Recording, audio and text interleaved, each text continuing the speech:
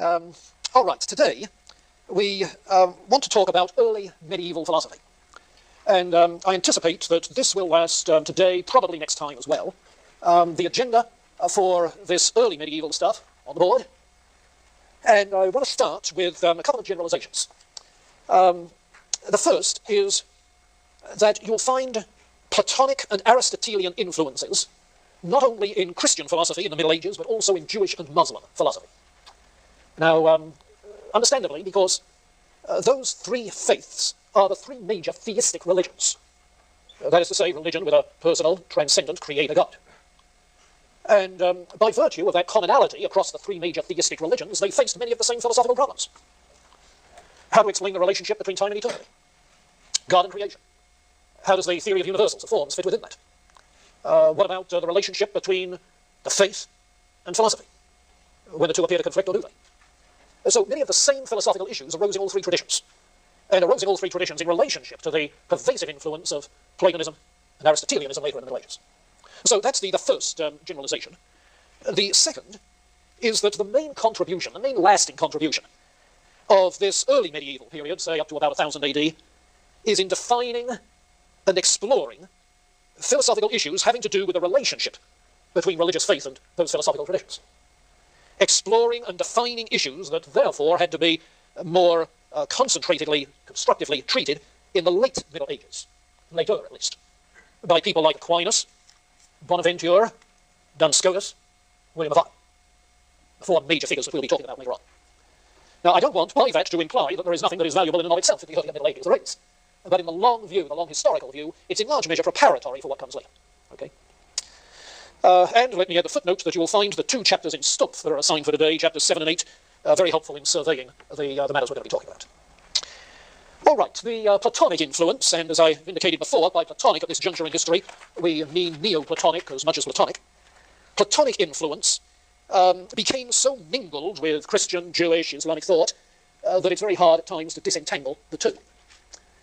The basic distinction, of course, turns out to be the distinction between a creation that emanates from the very being of the divine, the Neoplatonic theory of emanation, as distinct from the creation that is brought into being out of nothing, creation ex nihilo.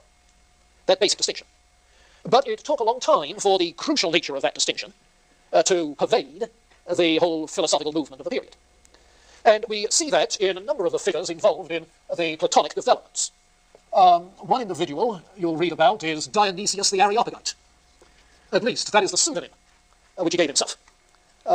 Dionysius the Areopagite, that name drawn from the account in the New Testament of Paul's visit to Athens, where after he had preached about the resurrection of the dead, the philosophers present took a rain check, and among them, Dionysius.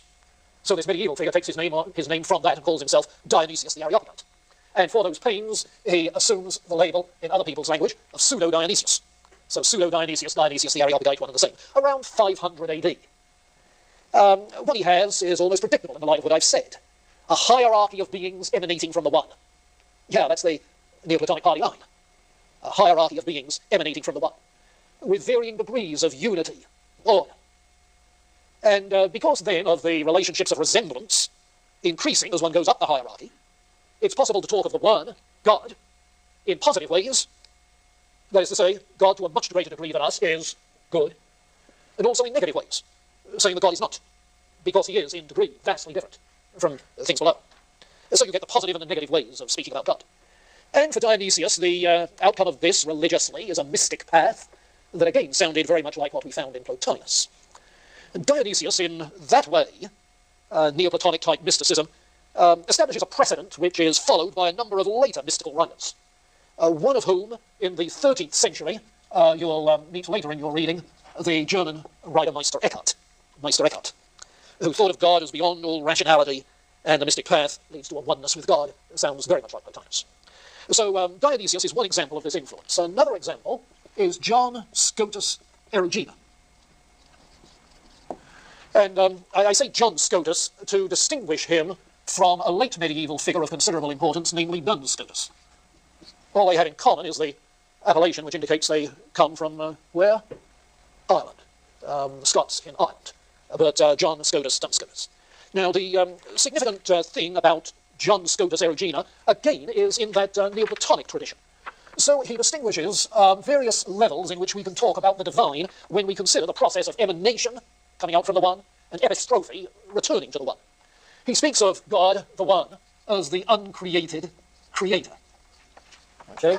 The source of all, who is beyond goodness, truth, being in any sense in which we can speak of being.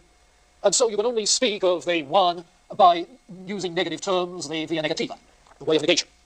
You can say that God is not. You can't say what he is in any literal or precise sense. On the other hand, he speaks of the logos as representing the unity of all forms, like Plotinus nous. And the logos is, in his language, the created creator. Notice the term created creator, rather than co-eternal or coexistence. Above the forms that make up the logos are the archetypes, the patterns, the exemplars, according to which all of the world of particulars is fashioned. So the world of particulars, then, participates in those forms and is spoken of as the created non-creator. But by virtue of the teleology involved, there is this return to the one. And so God, as the final cause of the whole process, which seeks to maintain its identity and order and unity, God as the final cause is known as the uncreated non-creator. And by the time you get those four designations, you at least see that Scotus Erugena took the law of excluded middle in logic pretty seriously. That is to say, anything you speak about is either creator or non-creator, and is either created or uncreated. So he runs the changes. Uncreated, creator, created, creator, created, non-creator, uncreated, non-creator. But it's his attempt to speak of God, you see, in that sense, as the formal cause, as well as the final cause, as well as the material cause of creation, in a Neoplatonic emanation framework. And you'll find John Scotus Erugena is a figure of certain amount of interest still to medievalists. Do you see the Neoplatonism in Dionysius and Erugena? Dionysius, I said, around 500, and Erugena died in 877. 877. But the third figure I want to make note of is a little bit more significant than that, and I refer here to St. Anselm. Anselm of Canterbury, purportedly the first Archbishop of Canterbury. Looking for my sheet of notes. Looks like a page got lost. Isn't that convenient? Looks like it is. Well, I'll have to wing it for a little while. Anselm, around 1000 AD, moving into the 11th century, very much Platonic influence, but with a theory of creation rather than emanation. This because he follows Augustine much more closely than he followed Plotinus and therefore emanations. But following Augustine, you still find a kind of hierarchy in which there are degrees of being, corresponding, of course, to degrees of goodness, down through the entirety of the creation. And God is, yes, the one, and God is the good, as we find also in St. Augustine. Evil is a privation of the good, and the good for things in creation is that they should seek to fulfill their natural end. Everything has its own God-given nature, because of the theory of forms. Everything has its own God-given nature, which, being in the same hierarchy of being and goodness, you see, its nature is not simply to achieve its goodness, but to that degree to be like God. So the imitation of God, in that degree appropriate to every particular creature, is the good for all creation, to be like God in his unchanging perfection. There are degrees of that, increasingly, throughout the entire hierarchy of being. Now, that's his overall framework. And Anselm, in his writings, keeps that in mind and combines two things that are implicit within it. One is the metaphysical scheme, and the other is the religious devotion. So that as you read Anselm, his philosophical treatises, you find that there runs through his philosophizing moments of outbursts of prayer, or praise, or whatever as the case may be. At first, it struck me that this was in the tradition of some of the Greek classic writers and poets, who would start what they were doing with an ode or a praise to the gods. But it becomes very evident, as you read further in Anselm, that this is the method of reflection that went on in the medieval monastery, you see. So that the work was an activity of praise to God. And if the work was philosophizing, that was an activity of praise to God. And so punctuated throughout with spontaneous expressions of that praise. The point being that every creature seeks to imitate and praise the good, which is God. Now, the thing for which Anselm, however, is best noted, and you have a selection in Kaufmann in this regard, the thing for which Anselm is best noted is his attempt to develop an ontological argument for the existence of God. And it's an ontological argument which works with the metaphysical framework that he had developed in that Augustinian Christian Platonist way. By virtue of the fact that we have degrees of being, degrees of goodness, you see, it follows that that which is the highest of all beings on the hierarchy is identical with that which is perfect goodness on the hierarchy. So granted that framework, his ontological argument goes like this. I have the idea of a perfect being, than which no more perfect could be conceived. And that being necessarily exists. Now you see, that rider, that conclusion on the end, wouldn't make any sense, apart from this framework. Because granted the conception of goodness, you've got the conception of perfect being. The necessary being of goodness is involved in the whole nature of existence. Everything involved, with its nature and its ends. You see. So his ontological argument is simply an application of the metaphysical scheme. Now, you can say, certainly, that the argument is system-dependent. And it is. We'll see when we get to Aquinas' arguments, that they too are system-dependent. That is to say, dependent on a framework of thought within which he's working. System-dependent arguments. I doubt that there is any argument which isn't system-dependent. Certainly arguments for the existence of God, but I think arguments for anything else always have presuppositions of some sort. You see. But in Anselm it becomes particularly noticeable, and it's this sort of thing which leads me to think that the value of the arguments is not so much in proving from a neutral starting point the existence of God, as simply showing how necessary the God concept is in terms of the systematic framework of thought that is dominant at that time. You see. You cannot think metaphysically without the God concept. It seems to be what Anselm is saying. Now, if you have Kaufmann with you, take a quick look at page 522, and we'll see his argument there spread out very briefly. 522.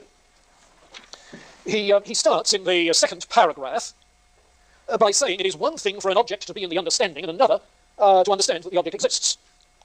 And he illustrates, a painter first conceives of what he will make, having it in his understanding, but doesn't yet understand it to exist because he hasn't yet made it. But after he has made it, he has it both in the understanding and in existence. And so that distinction becomes important. And he goes on, even the fool is convinced. And he's referring to the claim of the psalmist, that the fool has said in his heart, there is no God. So even the fool is convinced that something exists in the understanding at least. Yes, it must exist in the fool's understanding, for him to say there's no God. You see. Something exists in the understanding at least, than which nothing greater can be conceived. He understands it. Whatever is understood exists in the understanding. That which greater can be conceived cannot exist in the understanding alone, because if it existed in the understanding alone, it wouldn't be that which nothing greater can be conceived. Because it would be greater to exist independently than to exist in the understanding alone. In other words, the idea of a perfect being that lacks existence is the idea of a perfect being lacking one perfection. And that's a self-contradictory idea. So if the idea of a perfect being that doesn't exist is a self-contradictory idea, then the only other alternative is the idea of a perfect being that does exist. You see? And so the necessary existence of that perfect being having all perfections. So he goes on, if that than which nothing greater can be conceived exists in the understanding alone, the very being than which nothing greater can be conceived is one than which a greater can be conceived, and that's impossible, self-contradictory. Hence there is no doubt that there exists a being in which nothing greater can be conceived, and exists both in the understanding and in reality. And then in the next chapter, it exists so truly that it cannot be conceived not to exist. It's impossible to conceive of a being which can be conceived not to exist, such a being. Hence, if that than which nothing greater can be conceived not to exist, it is not that than which nothing greater can be conceived. Irreconcilable contradiction. There is then so truly a being in which nothing greater can be conceived to exist, that it cannot even be conceived not to exist. And this being thou art, O Lord God, and the paeans of praise follow. Well, you see what he's doing. He's saying, I have an idea of a perfect being, that than which no greater, none more perfect could be conceived. To say that this being does not exist is to demote it, so that it's no longer the idea of a perfect being. If you genuinely have the idea of a perfect being, it's of one which must also have the perfection of existence. And so argument. Well, to that argument,